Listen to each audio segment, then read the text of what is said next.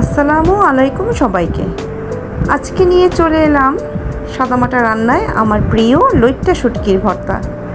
প্রথমে শুটকিটাকে আমি একটুখানি আগুনে পুড়িয়ে নিই, তাহলে এর আস্তে গন্ধটা চলে যায় আর সুন্দর ফ্লেভার হয়।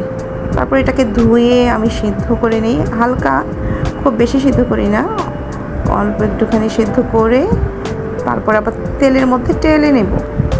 পেঁয়াজ, রসুন, শুকনো মরিচ সবগুলোই আমি তেলের মধ্যে টেলে নিয়েছি। তারপরে এটাকে পাটায় পিষে ভর্তা করব। আমি অনেক সময় ব্লেন্ডারেও করি ভর্তা, তবে পাটায় পিষে এটা তো সবচেয়ে বেশি মজা হয়।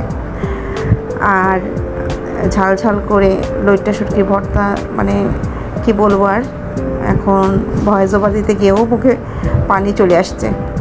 তো এটা একটুখানি ঝাল ঝাল এবং লাল লাল ভর্তাটা আমাদের খুবই প্রিয় আর দেখতেও সুন্দর লাগছে।